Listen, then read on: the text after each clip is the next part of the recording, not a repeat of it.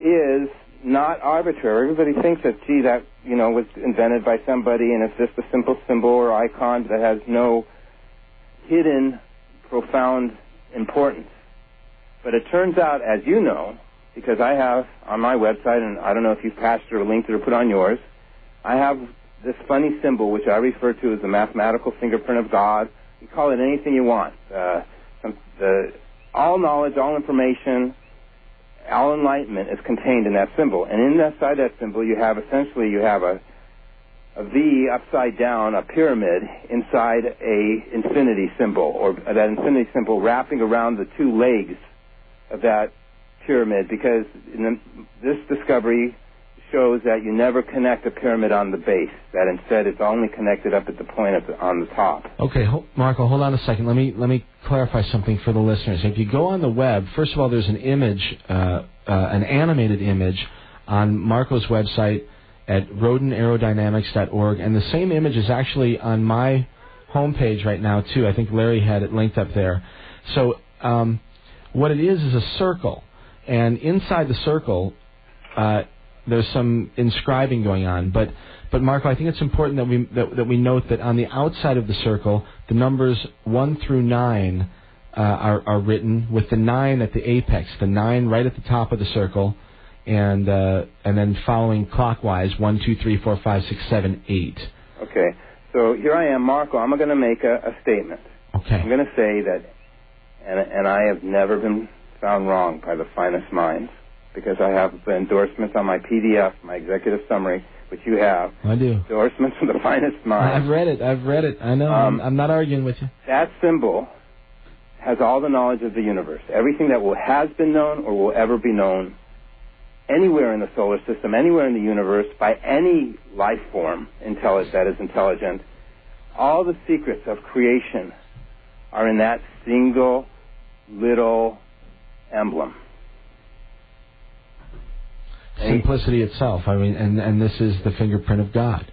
Well, amongst my colleagues, we would joke around with stories, and they say that Einstein. It's reputed that Einstein, when he was doing his last work, was on the grand unified field theory, and when he died, he had hired very advanced mathematics to do the work for him, because he was looking for a new mathematics to explain the creation of the universe. Mm-hmm. And the unified field. Right. And so when he died, he said he needed, so this is just hearsay, it's just reputed, I wasn't there. Mm-hmm. He said, I need higher and higher mathematics. And me and my friends like to, all my friends are very cynical, they all joke, not only was he wrong, okay, but he didn't need higher mathematics. The grand unified field theory is so simple, we live in Hawaii, that we say, you can put it on a bathing suit. Okay? That's great. They used to say you could put it on a T-shirt, but we changed that to a bathing suit. That's great. Amazing. Because there's only 3 numbers that unravel the secret of everything. The number 1, and the number 2, and the number 5. And if you know what to do with them, you can figure out anything just by those 3 numbers. Because that is the basis of my whole discovery. All right, well, let's talk about that a little bit. Okay. 1, 2, and 5, why are they the significant ones? Well, the number 2, it's encrypted in our symbols, of our number symbols, that the number 2 and the number 5 are the identical symbol, but flipped, reversed, or mirrored, or inverted. Do you follow what I'm saying? Yep, I do. 2 is the same symbol as the 5, but upside down. Exactly. Okay. And of course, in my case, what I discovered is that the number 2 and the number 5 actually begin and end back at the number 1. And that if you overlap the number 2 and 5, you get the symbol for infinity, right? Because 2 and 5 totally laid on top of each other make a figure 8. Okay? Yes, I'm with you.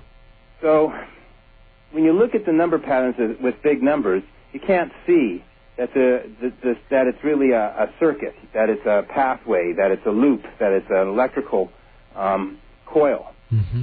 So doubling, which is 1 to 2, is doubled, so you have to continue. 2, 4, 8, 16, 32, 64, 128, 256, 512, 1024, etc. Well, 2048, that's just doubling. But always reducing then. And then then I take the 1, 2, 4, 8, 16 equals 7, 32 equals 5. 64 equals... 64 is 10 is 1, right. 128 is 11 is 2. The pattern's repeating. 256 is 13 is 4, 5, right. 12 is 8. It just repeated. There was only 6 numbers in the pattern of doubling. Mm-hmm. So I'll go backwards. I'll do half of one is 0.5, half of that is 0.25, 0.125, 0.0625, 0.03125. And if you reduce those digits to a single-digit number, same thing happens.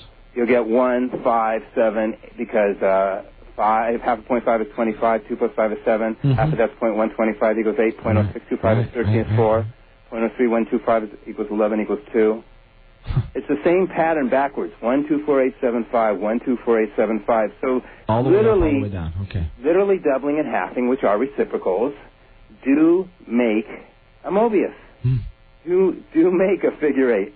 Are the pattern for infinity. Right. With the one caveat that it's infinity of duration. It's not infinity of direction.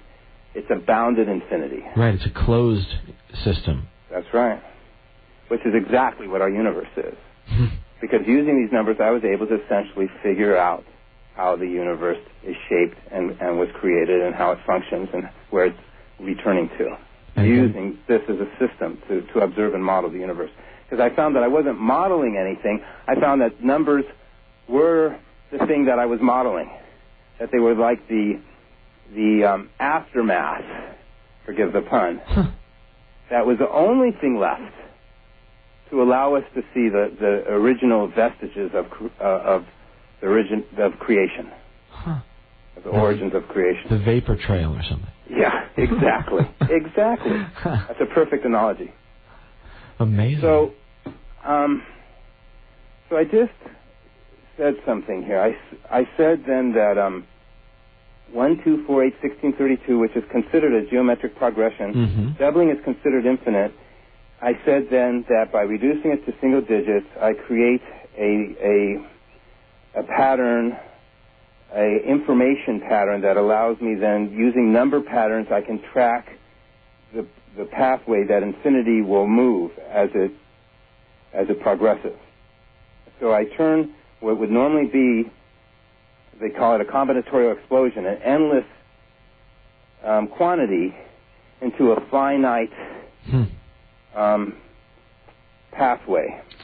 And so what I did was not only did I just connect, from there I was able to take every single known calculation, every single known number, all that is known, period, in mathematics, and piece it together like a jigsaw puzzle, like a mosaic, where every mathematical function occurs within a single model simultaneously, which is the toroid. Mm-hmm. That every multiplication series, when I teach children their arithmetic, it's all in the same object. Then what I discovered is I could flip the table. Because I had found the perfect model of creation, I could do every calculation with holding the numbers stationary and moving the functions over their surface. So I was able to... This is a geometric type of thing you're talking about. In other words... donut. Yeah. It's a coil, right. And everything's a coil. And the body is this mortal coil, the solar system coils, galaxy is a spiral diskette coil. Everything takes on the shape of the toroid coil. Mm-hmm. DNA helically coils, our protein in our body, protein folds coils. Essentially, everything's based on a coil. Every electric company uses, Hawaiian Electric, where I live here, uses huge coils with magnets to make our electricity.